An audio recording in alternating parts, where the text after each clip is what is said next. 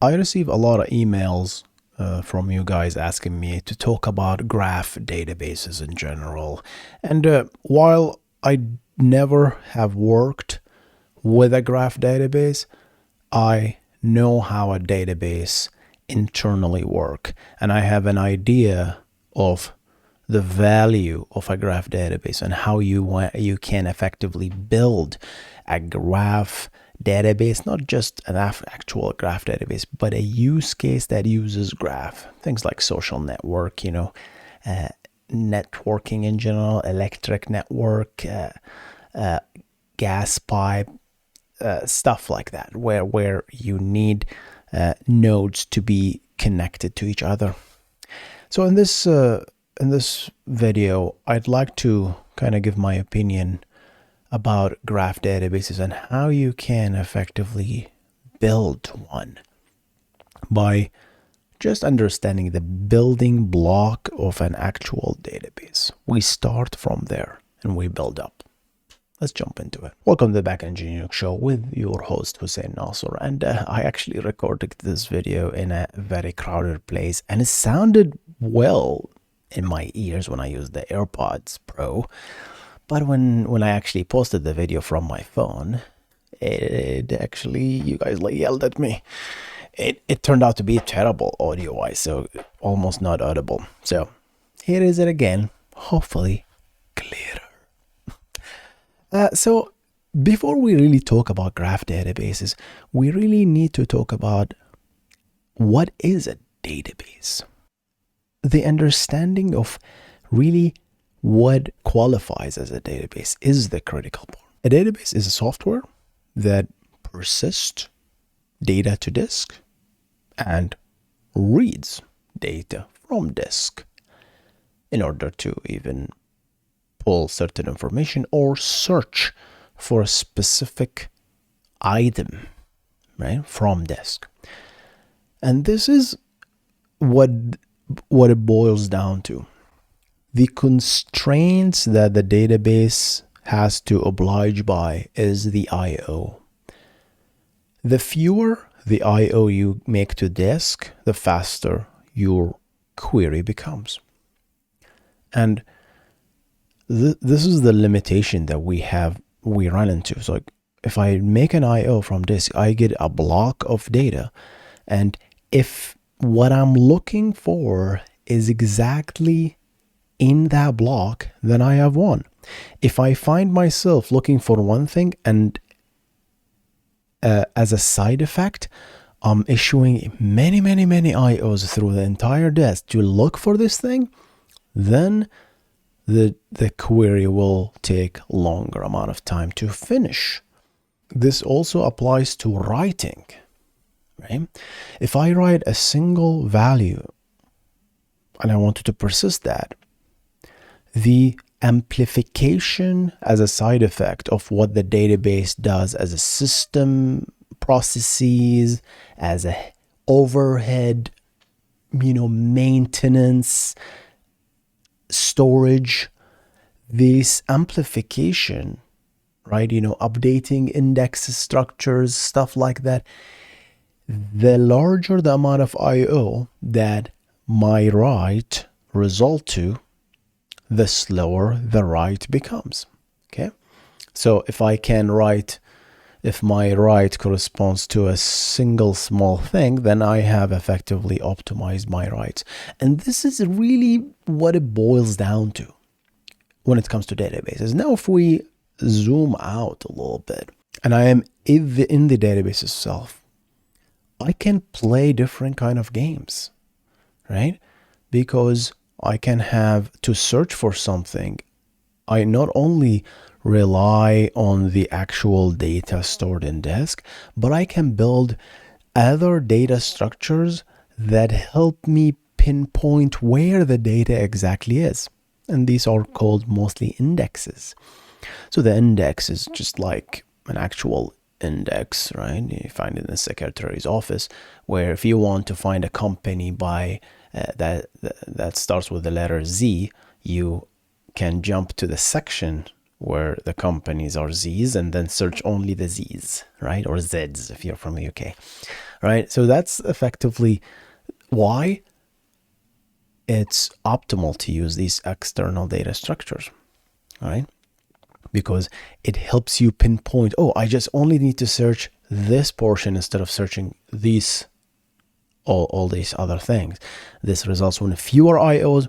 Fewer IOs means faster query, and everybody wants faster results, obviously. Like, this is the goal. Once you understand this thing, now we need to talk about the storage engine, right?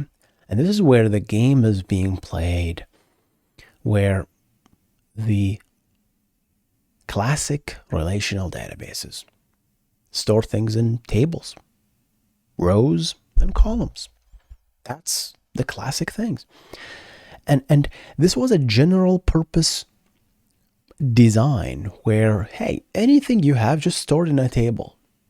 And what does it mean, really? A table, what does it look like? So let's take a table called employees, and you have an ID field, and a name field, and a salary field, and date of birth, and. So you can design a database to store these values in a consequent manner, so that every row is just following the other row.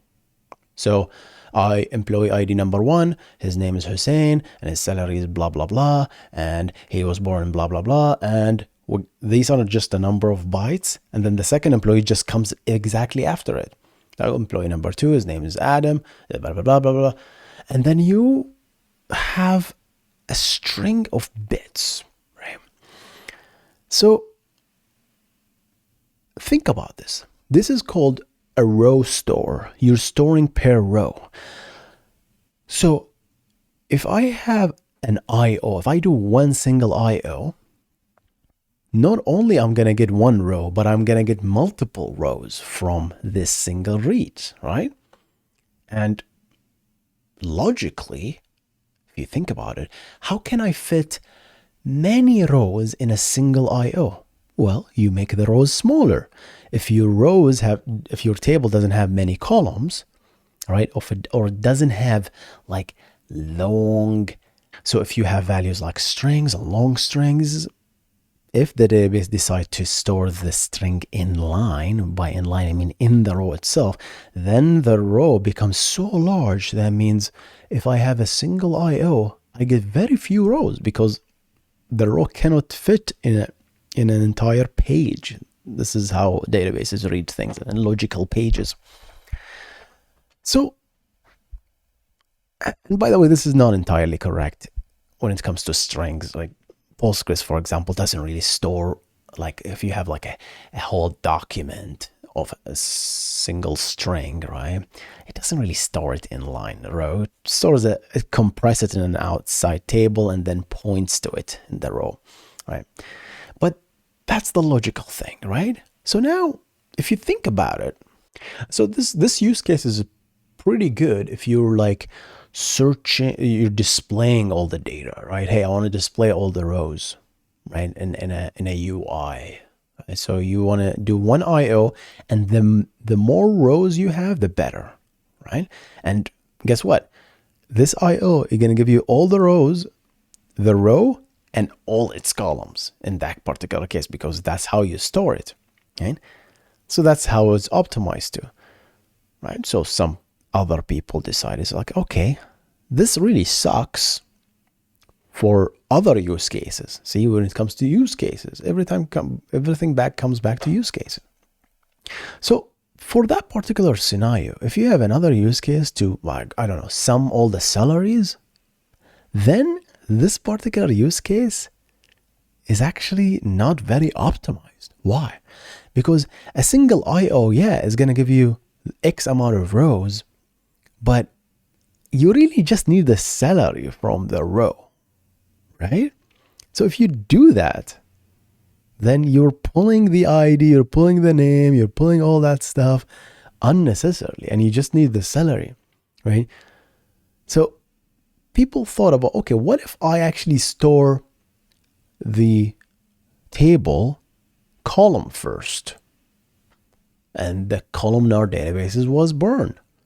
So we have the row-based databases, we have the columnar databases, or column stores, they call them, where, hey, store the columns, right? So it's column by column by column by column. So ID, let's say store the ID field, store all the rows, all the values in the table for this ID. So ID 1, 2, 3, 4, 5, 6, 7, all of them. And then store the names, Hussein, Adam, Rek, blah, blah, blah, blah. And then store the salaries next to each other. Salaries, 1,000, 2,000, 3,000. So, and now you have a clear pointer of where the columns start.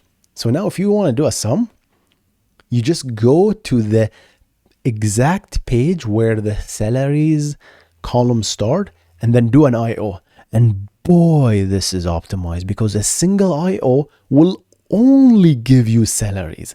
So a single IO will give you so much salaries compared to the row store where a single IO will gonna give you junk that you don't need. And even if you do select salaries from a table, if it's a row store, then still the IO is gonna pull everything and then only pull what you asked for. There are some optimizations the database does, like it doesn't have to hydrate the data structures and stuff like that, but still. So that's how people think, right? I know we didn't jump into the graph databases yet, but we have row store, column store, document, similar thing. Like I don't really need to store rows, row store or column store. So they build up their own binary data structure, right? And this is how they're gonna store the data on disk, right? So you optimize the storage engine based on exactly what you want to do.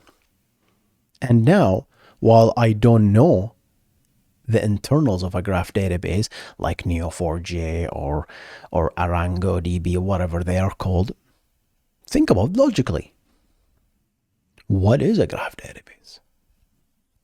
A graph database is a graph use case is when I have a single node, I want to find all its children or all its neighbors, right? And there are many ways to search for a specific thing in a graph, right? You can do a breadth first where you say, okay, node, give me all your children, right? And then for every node, give me all your children. For every node, give me all your children. That's a breadth first, right? That's a way to search. And the other approach is the depth first, where, okay, give me your children and go to your child. No, don't give me the second child. Go to your child and give me its child, and go to your child and give me its child. So you're going depth first, and then you go back forth. And there's pros and cons. There is no right way. It depends on what you're trying to find. And based on that, you can think, Hussein, why do I need a database? I can build a graph use case, social media, using a relational model. Of course you can. Of course you can. You can definitely do it. But will it be optimized for the search? Because think about it. If you want to, like Facebook, right? I want to find all my friends. Right? What does that mean, all my friends? You can store them in a table. Say, okay, this is my friend. One is a friend of 2. One is friend of 3. One is a friend of 4. One is friend of 5. So this is how you store it, right? This is one way. You build a table and then you build a mapping effectively, right? And then when you do that, you can store this even as a column store or a row store. But a single IO will give you, if you think about it, repeated stuff, right? Because it's going to give you 1 and it's going to give you the value, and then another 1, which is you, and then the value 1, 3. So there is some duplication. So you're wasting precious bits storing it when you don't really need to. And not only that, by the way, there is the fragmentation that can happen. Because guess what? When I'm your friend, like 1 is a friend of 2, and one is friend of 3, and one is friend of 4, right? And then 2 is friend of 5, and 2 is friend of 6, right? Then the data will be stored in a homogenized manner, right? This is how the data is stored. It's not like ordered or anything like that, right? So when you want to find my friends, like all the friends for the ID number 1, not only you're gonna do a read, not only you're gonna get your friends, you're gonna get others' friends, because the data is just stored randomly, right? There is no order to the actual table, right? So it's just stored this way, and as a result, you're gonna have to, look through a bunch of stuff that you don't want, and that's the cost. Comes back to the cost. You might say, I can cluster my table by the ID. This way, if I cluster by the friend ID, then if I cluster by ID, then all the data will be exactly ordered and organized in the disk in that manner.